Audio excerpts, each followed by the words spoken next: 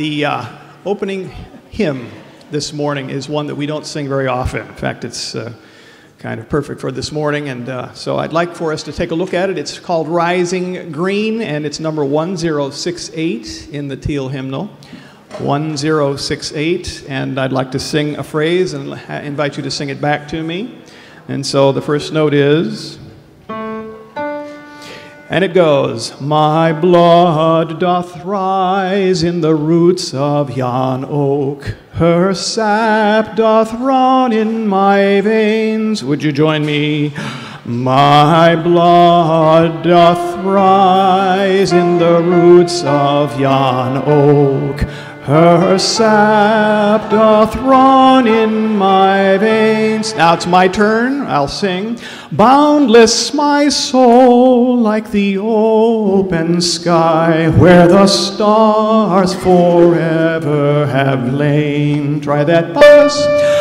Boundless my soul, like the open sky, where the stars forever have lain. My turn. Where the stars, let's try that.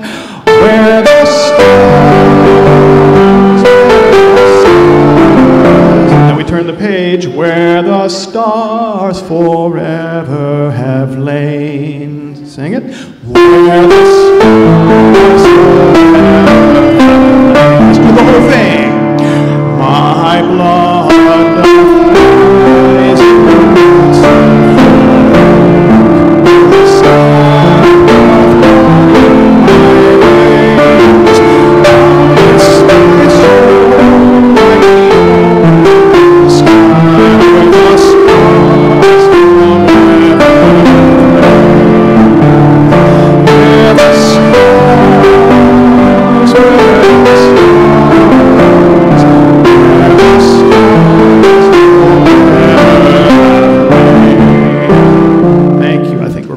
Prepared for that.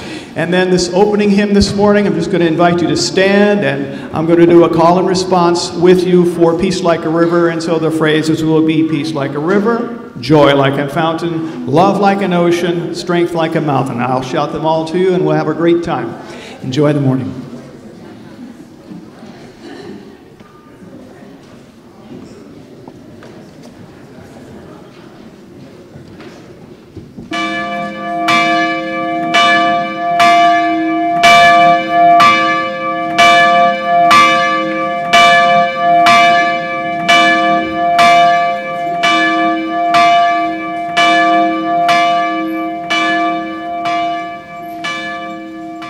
Please rise.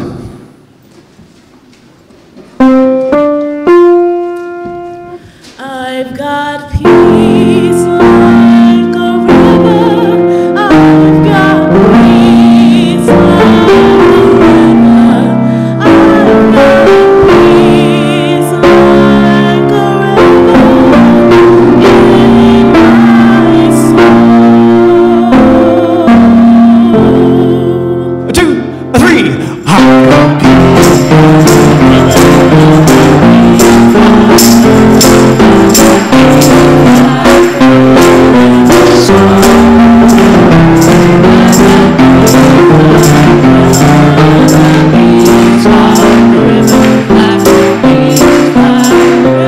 I've got joy like a fountain. I've got joy like a fountain. I've got joy like a fountain. I've got joy like a fountain in my soul. I've got joy like a fountain. I've got joy like a fountain. I've got joy like a fountain. Love like an ocean in harmony. I've got love like a fountain. I've got love like an ocean. I've got love like an ocean in my soul. I've got love like an ocean. I've got love like an ocean. I've got love like an ocean in my soul. Strength like a mountain. Strength. I've got strength like a mountain. I've got strength like a mountain. I've got strength like a mountain in my soul. I've got strength like a mountain.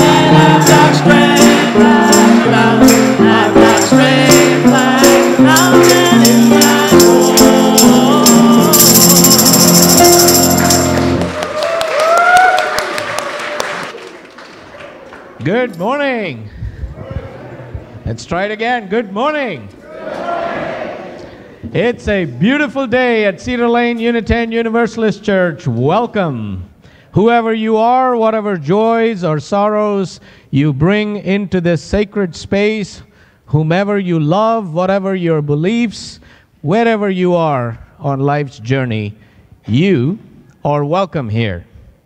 If you're new to Cedar Lane and feel comfortable doing so, would you please raise your hand so we may recognize and offer you a special welcome? Wonderful. We have a family back there and a few other guests. Welcome. Welcome. We're so glad you have chosen to join us for worship today. All are invited to enjoy coffee, tea, conversation, and I hear bagels and donuts in the lounge after the service. Yes, the donuts will continue on popular demand. And while you're there, if you choose to use a yellow mug, our members and friends will be sure to greet you, right? Because here at Cedar Lane, at coffee hour, yellow means hello. Hello. Our pastoral visitors work closely with our ministers team to support the pastoral ministry of our congregation. If you have a pastoral need or concern, our pastoral visitors on call will be available by the Joys and Sorrows table, which is to my right, after the service. Now in a moment, we will turn and greet one another. But before we do so, I have a few special announcements. And to do that, I invite you to take a moment and look at the announcement page that's in your order of celebration. And here are a few special announcements. Please place your phone on worship mode. Now, that may mean different things to different people, but as long as your phone doesn't make noise or add additional music to our wonderful music in the service, you are free and welcome to engage in the most meaningful way with your smartphone. So you may tweet, Twitter, Facebook, whatever grabs you. Other social media as well is welcome. And here are a few other announcements. A memorial service, a service in celebration of the life of member Evelyn Falkowski, will be held this coming Saturday at 11 a.m. And you may have noticed in the lounge lately that members of Action in Montgomery, which is our interfaith organization that we've been a part of for over 15 years, has been asking members of Cedar Lane to consider signing cards to support a high AIM table in the lounge. Also, as we gear up to close out this church year and gear up to inaugurate next year, our religious education ministry program for our children and youth is embarking on recruiting teachers and volunteers to serve on the religious education ministry team for next year. Now, this is an important ministry because we have many dedicated members who for many years, some even for 40 years, have been supporting Cedar Lane's mission and commitment to lifespan religious education by participating in the teaching ministry at Cedar Lane. Now, we have a great group of people who do that year after year. We're always looking for new folks, people who have a passion for learning, for being with our children and our youth, and also learning more about Unitarian Universalism. So if you feel called to this work, I invite you to seek out some of the members of our religious education ministry team. I see Travis Plager, who's a member of the team. And also, oh, yes. Is that Teresa? I'm sorry, I'm getting a little old, so my eyesight isn't what it used to be.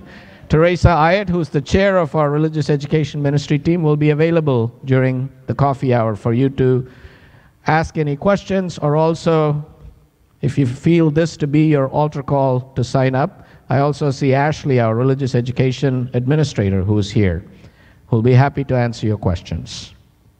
And we have a membership orientation for those who have been considering joining Cedar Lane, which will be at 12:30 p.m. in the library. And a quick pop quiz. Next week, what time is our worship services?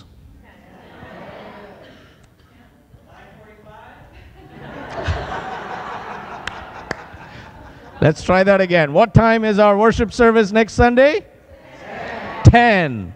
So starting next week, we will be moving to one service through the summer, through Labor Day, actually. And next month is very special because I'm sure you've been hearing a buzz lately, haven't you? Now, not because Abi is here,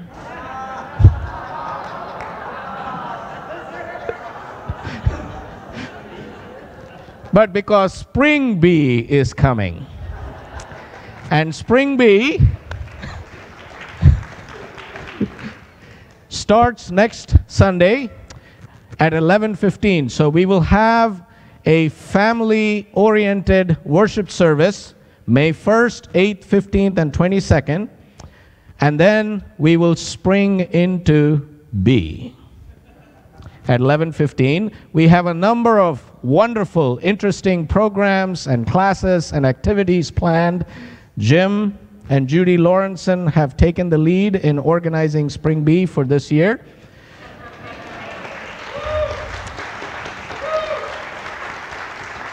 So please stop by the Spring Bee registration table, both upstairs and downstairs. You can also do it online, but seek out Jim, who's tall, easily recognizable, and find out more, especially those of you who have never done Spring Bee. This is a great opportunity to do this across ages, because that's the whole purpose. And it's a great way to welcome friends, people who you've always wanted to invite to our wonderful religious home. This is a great way to welcome people to come join us for Spring Bee. So thank you, Jim. And we will hope for a very energized and engaged month of May. And now, please turn and greet your immediate neighbor. Good morning, Good neighbor. morning. Good morning. Nice to see you.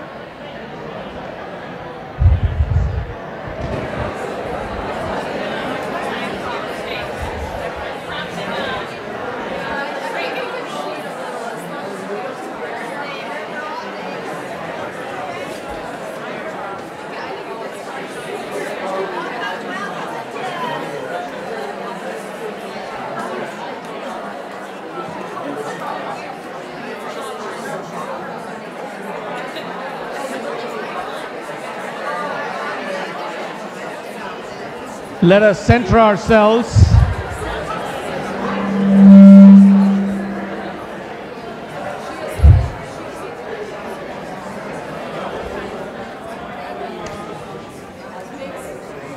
Let us center ourselves, inviting our mind, body, and spirit into this space made sacred by our presence, as we seek to connect with the holy in which we live, move, breathe, and have our being. I invite us to take a moment and take a deep breath. Breathe in, breathe out. Breathe in, breathe out.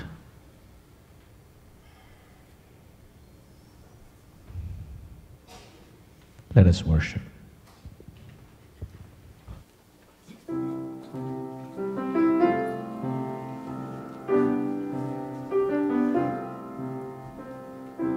For the earth forever turning, for the skies for every sea, to our Lord we sing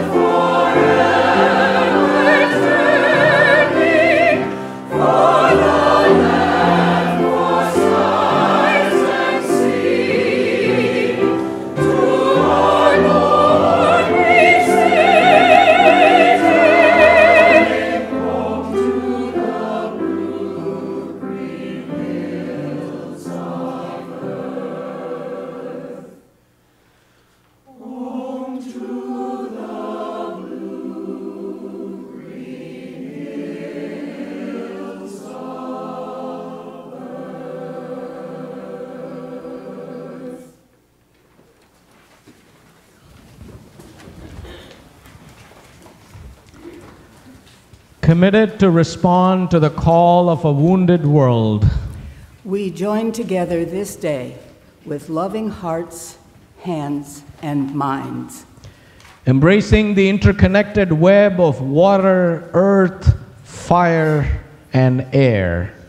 We light a fire of sustaining hope, ever bright with love and justice. May we bring forth this day new wisdom, new strength, new courage. To create a new world, not of wealth, but well-being. A world of new peace and abundance for all. As we give thanks for this earth, our shared and singular home. May we dedicate ourselves to its ongoing care. Rising to the calls deep within us and all around us. May we respond today and always with courage, with hope, and with love. As Karen Nakata kindles the chalice, please rise in body and/or in spirit to speak in unison the words printed in your order of celebration.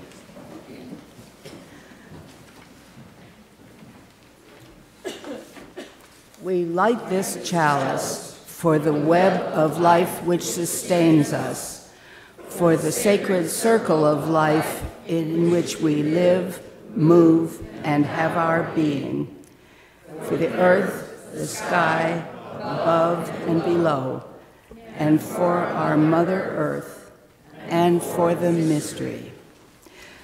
Please remain as you are to sing hymn number 1068, Rising Green.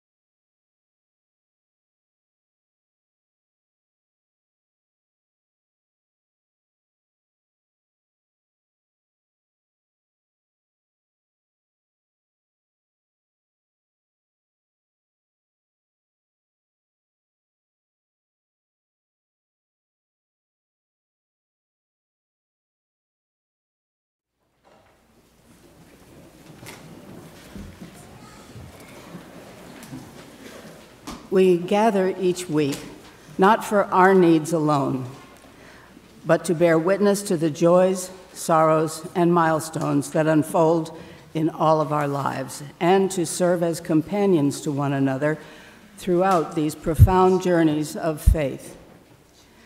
We gather to build a place of solace and healing, a place of welcome and hope, a place of belonging and joy. In this time of mindfulness and caring, we remember the victims of the devastating earthquake in Ecuador and the thousands who were injured or lost their homes, and the 60 people who died in a terror attack in Kabul, Afghanistan. May these friends of ours and all those with joys and sorrows living unspoken in their hearts be held in the embrace of our community.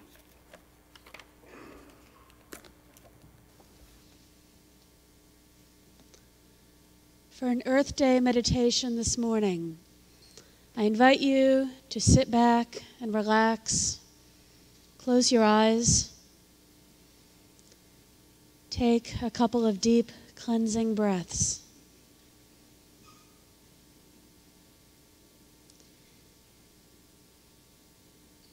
Feel your chair underneath you.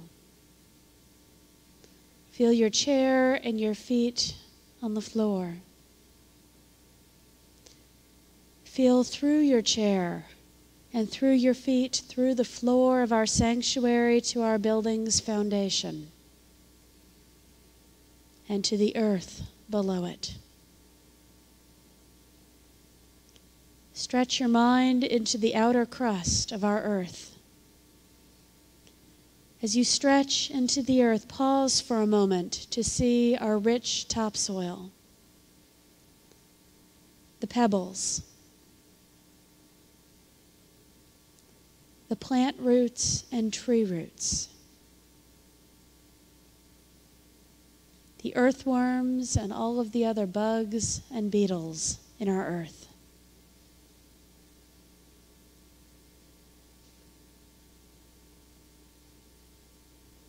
Now stretch your mind out from here, out towards the hills and the mountains, flying past them to the rivers and finally the oceans.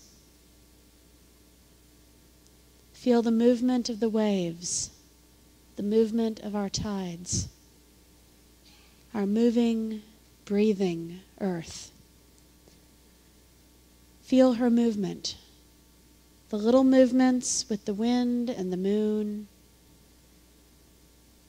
Feel her movement, her larger movements, her movements and turns as she flies through space.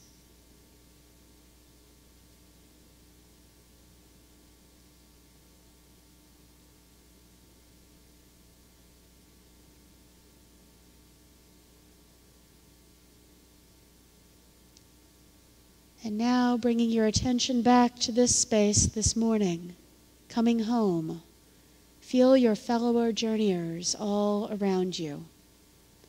Feel their presence, also riding on our earth. Fellow journeyers, all on our blue boat home.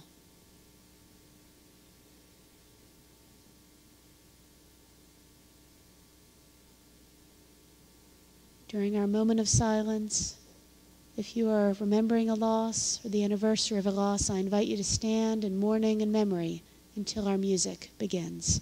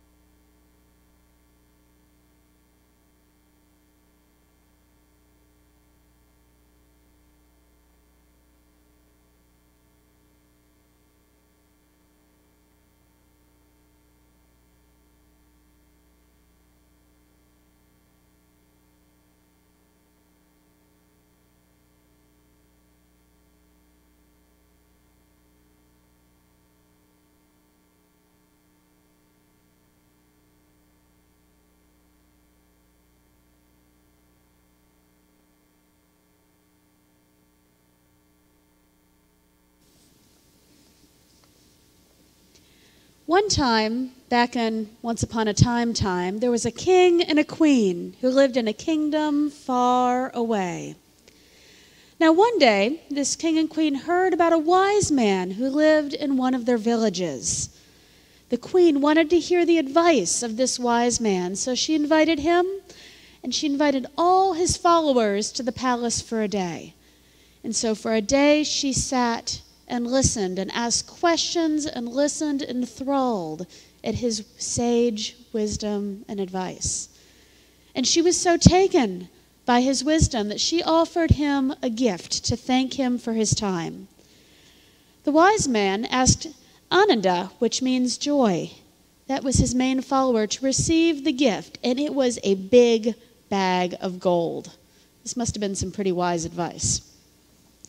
All of the wise men and the queen were very happy. Well, everybody, very happy, that is, until the king heard about it. He wasn't so happy. In fact, he got downright suspicious. He figured that Ananda must have tricked his queen into giving him this huge pile of gold. So he decided to get to the bottom of it. He invited Ananda to the palace so he could question him.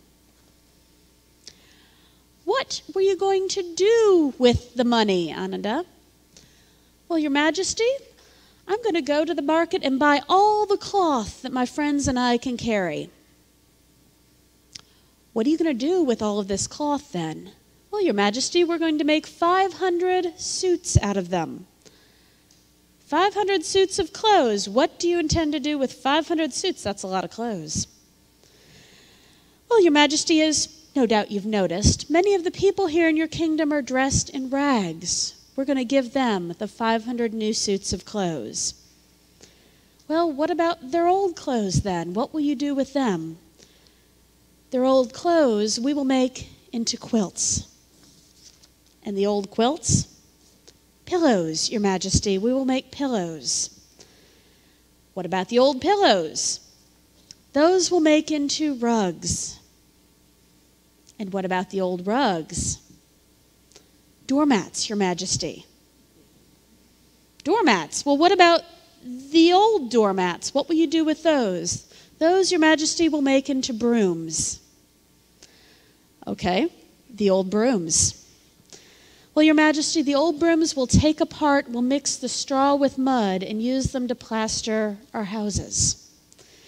As you see, Your Majesty, the plaster, the brooms, the doormats, the rugs, the pillows, the quilts, and the new clothes, these all come from the generosity of your queen. In this way, Your Majesty, we learn that everything that comes to each of us must be used thoughtfully and with great care for its own useful purpose. Nothing is really ours to own, since everything in the universe has been given to us as a gift, merely to use for a little while. Gifts are meant to be shared, and we must always be mindful of this as we go through life.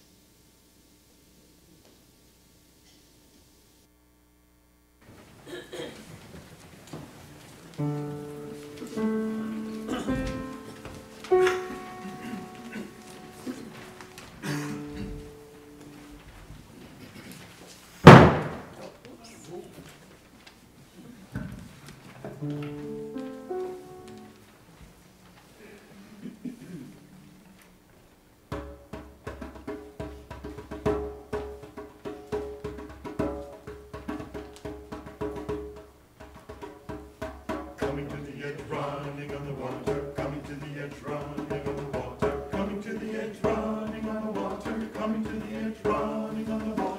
Coming to the edge, running on the water. Coming to the edge, running on the water. Coming to the edge, running on the water. Coming to the edge, running on the water. Coming to the edge, running on the water. Coming to the edge, running on the water. Coming to the edge, running on the water.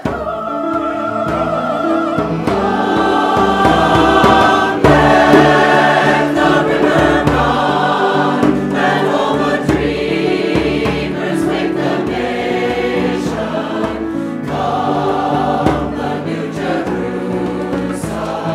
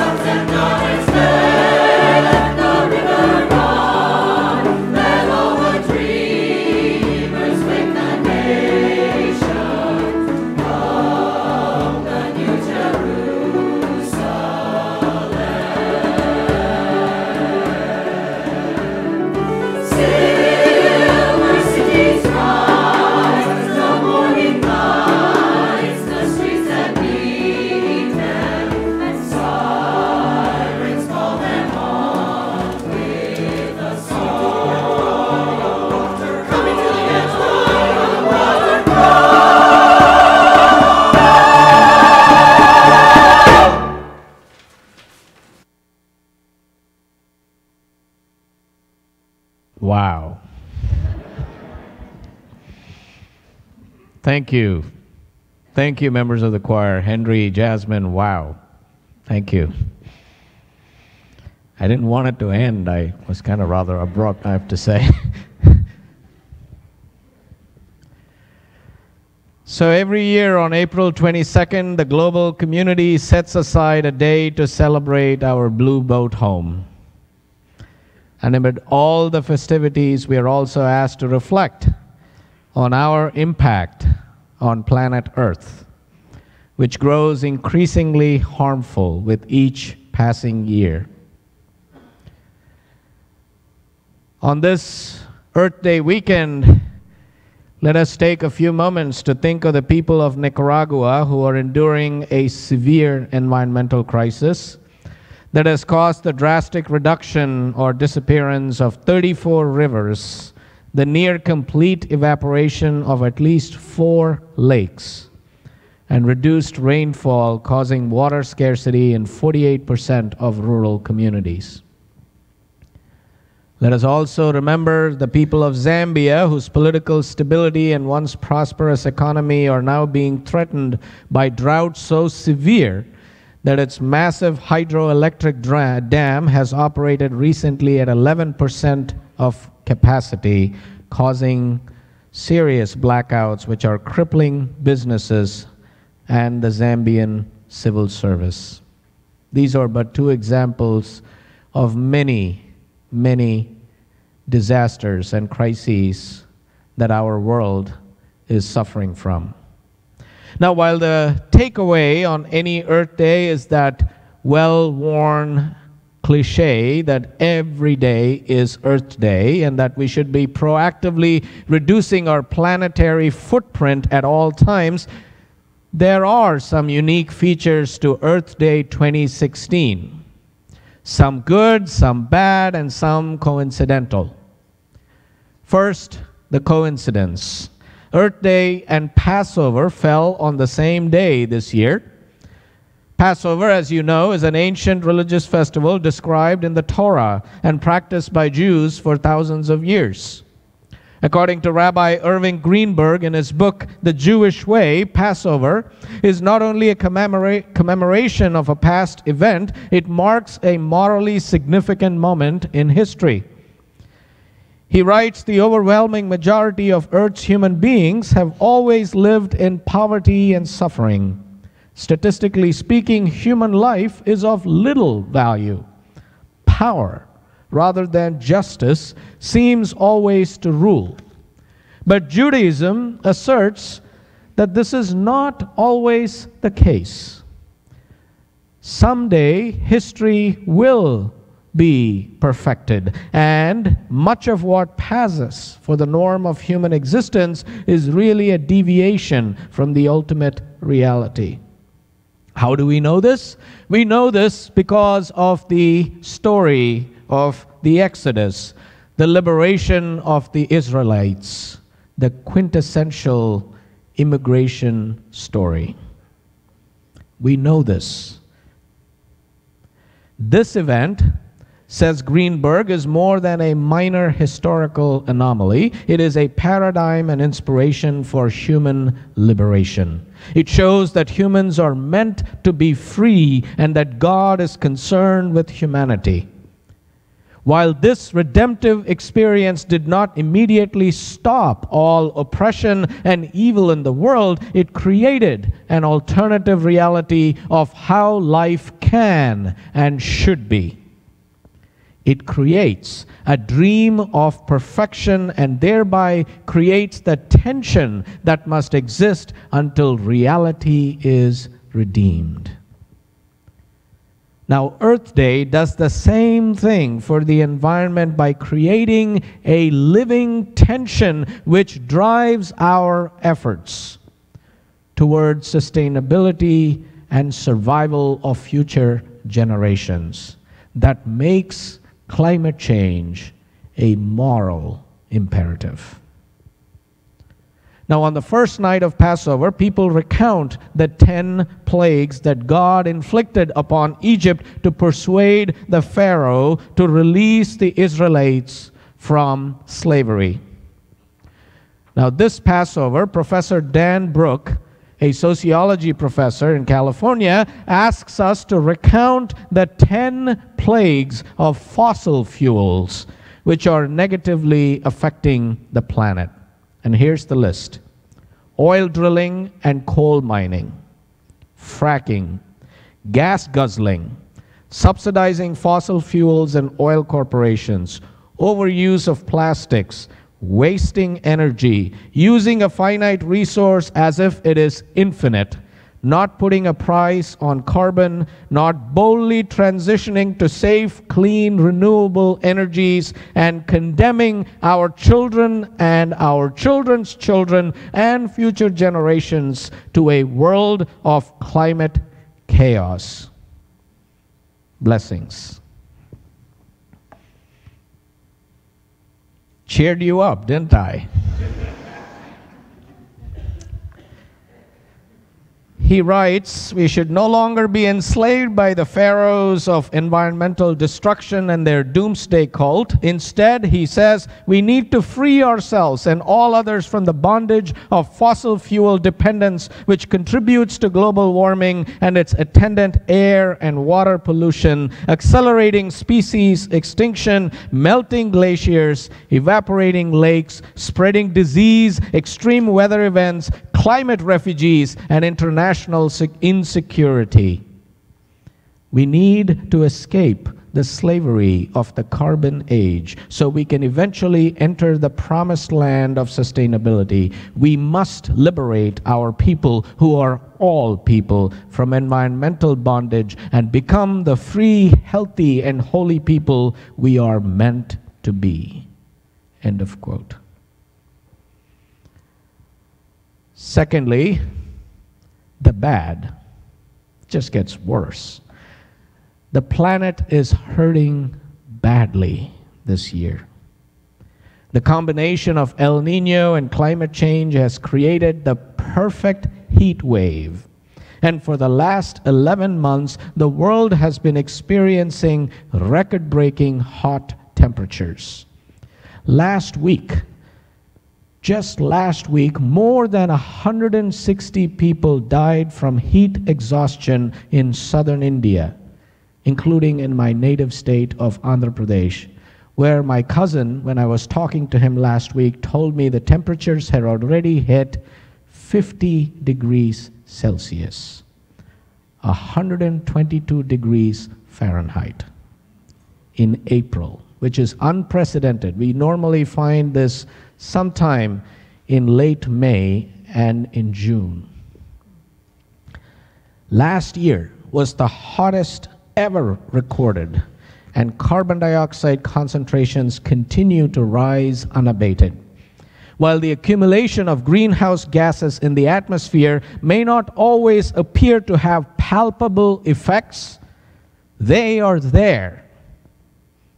Also last week, scientists from the ARC Center of Excellence for Coral Reef Studies released a survey that found that 93% of the Great Barrier Reef in Australia was severely bleached, beyond repair. And of course, all of this is happening and population growth continues. Population growth is expected to peak at about 9.5 billion by 2050, from the present 7 billion, further straining the planet's already meager resources. As environmentalist Lester Brown says, we are in a race between political tipping points and natural tipping points. He asks, can we cut carbon emissions fast enough to save the Greenland ice sheet and avoid the resulting rise in sea levels? Can we close coal-fired power plants fast enough to save at least the larger glaciers in the Himalayas and on the Tibetan Plateau? Can we stabilize population by lowering fertility before nature takes over and halts population growth by raising mortality? answering yes to all these questions, he adds that it will take something close to a wartime mobilization, one similar to that of the United States in 1942 as it restructured its industrial economy in a matter of months in order to do all this. So as climate change continues to worsen, extreme weather in every manifestation will make each subsequent Earth Day seem even more dire, with the call to action even more urgent.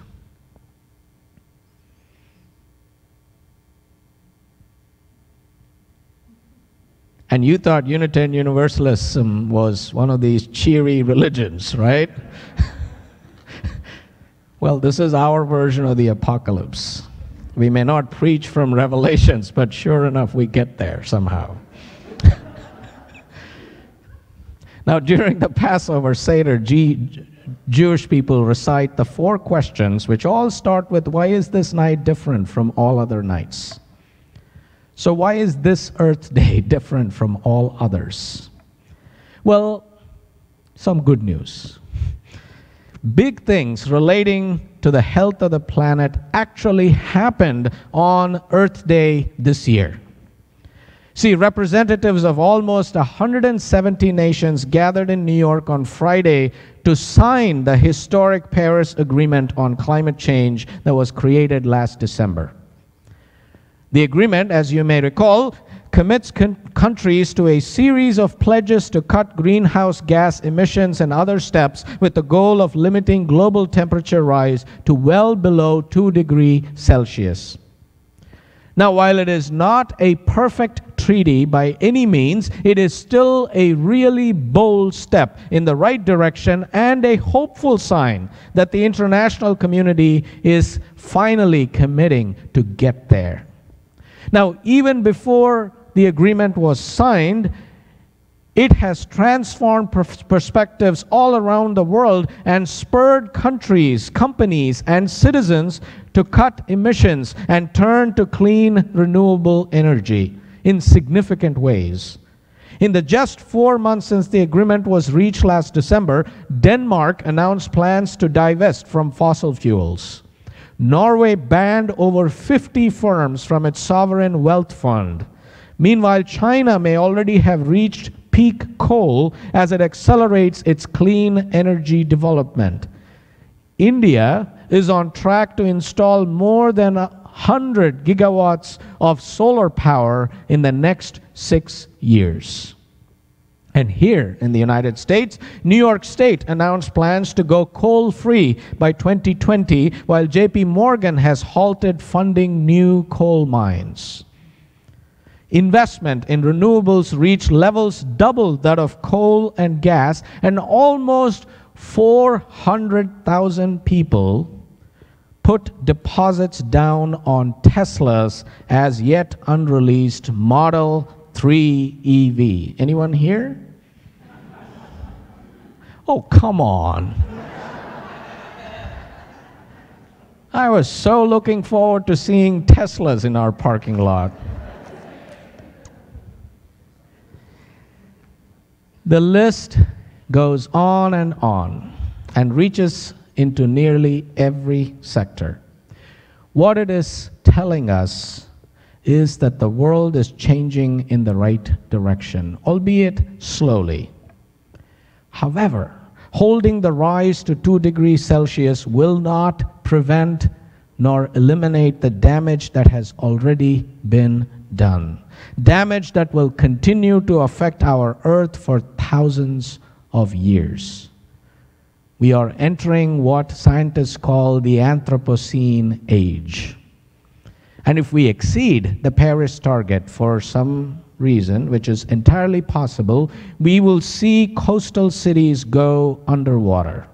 We will see the increase of tribalism and armed conflict as suffering and frightened people compete for control of resources. We will see food and water shortages at unprecedented levels that will make the current migrant crisis we are facing in the world seem simple to address. What we need then is a new order, a new paradigm, a new way of tackling multiple interrelated challenges at the same time. We cannot take them one at a time or continue to fixate on just the symptom and not the systemic problem. So we need new business models, new technologies, new policy frameworks, and most importantly, new ways of people engaging with each other. We need a way to tackle and solve multiple interrelated challenges at the same time. We need the resolve to address systems rather than symptoms. So what are some of the ethical and spiritual values that can ground and guide us if we are to imagine a new paradigm of being and engagement? My colleague, the Reverend Marilyn Sewell, offers 3. She says we must become more radically relational, recognizing that global warming impacts all people in all places. What does she mean by that? If we are to overcome the problems we face, we need a sense of universal responsibility rooted in love and kindness for all beings. In our present state of affairs, the very survival of humankind depends on people developing a deeper concern for the whole planet, not just their own community or nation or species. Secondly, she says, we must consider not just the suffering of those alive now, but the needs of future generations. In other words, we must develop a consciousness of generational justice. You know, I was startled when I thought about I may still be around in 2050. When the Earth's population reaches 9 billion. It freaked me out as I thought about how our world will be and what it is that we will be facing at that time. Just that very thought freaked me out. Imagine what this world will be like for our children, our grandchildren, and our great-grandchildren. What a horror story that we are really scripting and acting out. And last, Marilyn Sewell says we must become foolishly, irrationally hopeful because we do not have the luxury of despair. The source of this irrational and active hope is grounded in the life force itself and from the faith that is called forth when we face impossible odds, odds that would make any halfway reasonable person admit defeat. And I speak not as someone who is in the business of hope. I say it because when we are faced with such impossible odds, we have no choice but to hope. As environmentalist Joanna Macy says, active hope is not wishful thinking. Active hope is not waiting to be rescued by some savior. Active hope is waking up to the beauty of life on whose behalf we can act. We belong to this world, she says. The web of life is calling us forth at this time. We have come a long way and are here to play our part. With active hope, we realize that there are adventures in store, strengths to discover, and comrades to link arms with. Active hope is a readiness to discover the strengths in ourselves and in others, a readiness to discover the reasons for hope and the occasions for love, a readiness to discover the size and strength of our hearts, our quickness of mind, our steadiness of purpose, our own authority, our love for life, the liveliness of our curiosity, the unsuspected deep well of patience and diligence, the keenness of our senses, and our capacity to lead. None of these, she concludes, can be discovered in an armchair or without risk. We need to risk. The climate crisis has given our generation a great deal of clarity about moral purpose. We have challenges that can bring out the best in us, fostering a great outpouring of creativity and compassion. We are facing destruction, almost beyond our imagination. And that, my friends, demands a kind of radical faithfulness and revolutionary love like no other we have known. We are called forth to be bigger than we are, because it is a good time to be alive. It is a good time to be alive. So may it be. As the ushers come forth to give and receive the offering that sustains the mission and ministry of our spiritual home, our offering reminds us that our congregation belongs to us, to each of us, as well as to the whole of us. It is an extension of our gratitude for our spiritual home, where we are invited to be who we are as we are, and to live lives of joy, hope, integrity, and service. As the offering is given and gratefully received, our music team, led by Eric Derlin, Karen Vincent, and David Meredith, will lead us in a very special song that Eric wrote, and he's going to introduce it. Thank you. Well, this song is about Groundhog Day. It turns out that it has a very good tie-in to Earth Day. While Phil is looking at his shadow, or for his shadow, we have been looking at our carbon footprints, right, in the lounge. And we should all take the time to go to the lounge, especially if you haven't yet, and look at your carbon footprint and see what you can do to reduce it, because I really don't want any of you scared and sleeping for the next 6 weeks. Please feel free to sing along. The chorus is pretty simple. It's I'm looking for my shadow, and really all you sing along with is shadow.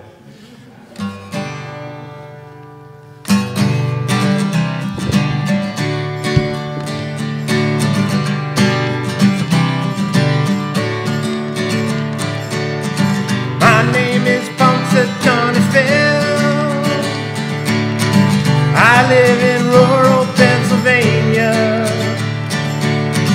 I'm a groundhog living in a hole somewhere east of Pittsburgh. I come out each February too and look all around for my shadow. If it's there, I sleep 6 more weeks. If not, then spring's coming soon. I'm looking for my shadow. I'm looking for my shadow. I'm looking for my shadow. I'm looking for my shadow. Will I see it? I don't know. Will it be sunny or will it snow? Will I see my shadow this year? And can you tell me who will win the Super Bowl?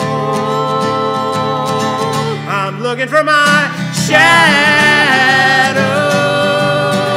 I'm looking for my shadow. I'm looking for my shadow. I'm looking for my shadow. Well, people come from all around to see me come out of the ground. Hey, look, I'm on TV. Everyone's come to see looking for my shadow.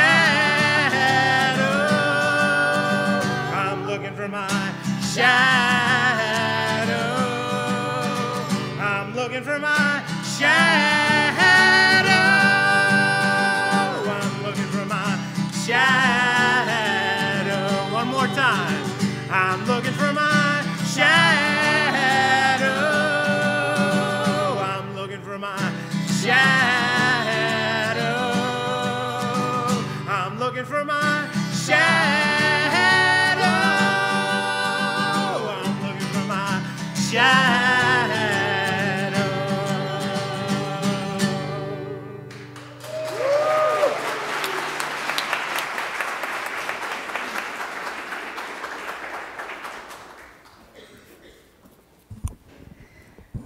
Please rise in body and or in spirit to sing our song of affirmation.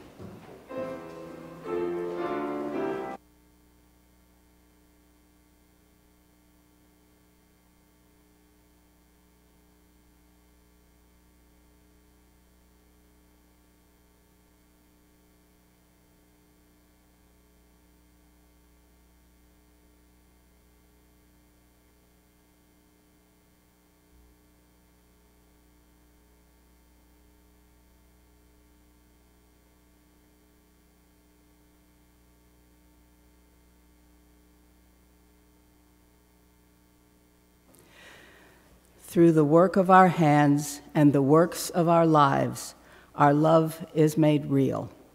May we be grateful for all that we bring and share to make this a beloved community. Please remain as you are to sing hymn number 1064, Blue Boat Home.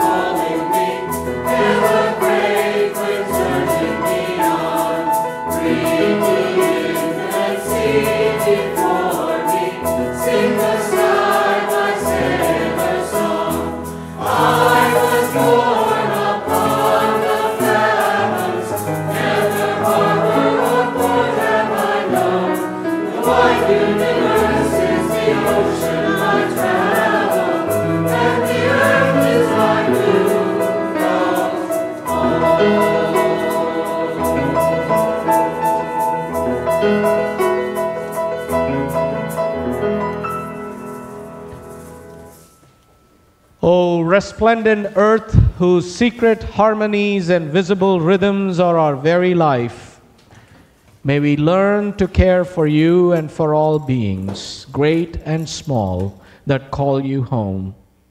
May we learn your wisdom of change and return, that we may know how to struggle and how to endure, how to seek calm, how to be exuberant. May we learn the deep interconnectedness of all life, seeking not to control, but to celebrate and protect that which is good, that which is beautiful, and that which shall be for peace, not only in our own hearts, but also in the world.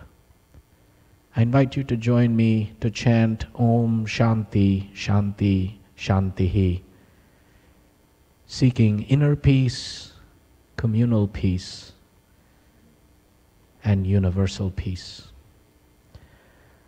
Om Shanti, Shanti, Shanti. Om Shanti, Shanti, Shanti. Om Shanti, Shanti, Shanti.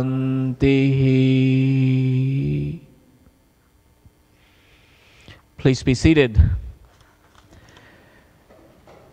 Prince, the African-American singer, songwriter, and creative icon, died suddenly last Thursday at his home in Minnesota.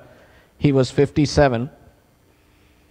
Prince's work, his music, his visuals, his movies, his public comments, his business decisions, his political stances acknowledged the grimmest realities of existence and used them as inspiration for something joyful, transcendent, and often weird.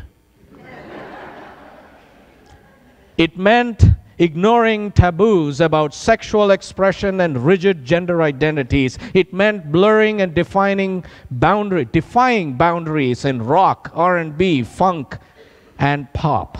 It meant rebelling against standard music business practices, not to mention the strictures of the English alphabet, and renaming himself as a symbol. And it meant protest songs and surprise concerts and some really great shows right until the month he died.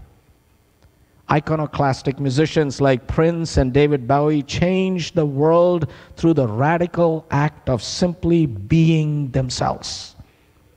One can't help but think about the words of "Let's Go Crazy." We're gathered here today to get through this thing called life. And we're all excited and we don't know why. Maybe it's because we're all gonna die. So we offer our tribute to Prince with this clip from Super Bowl 2007.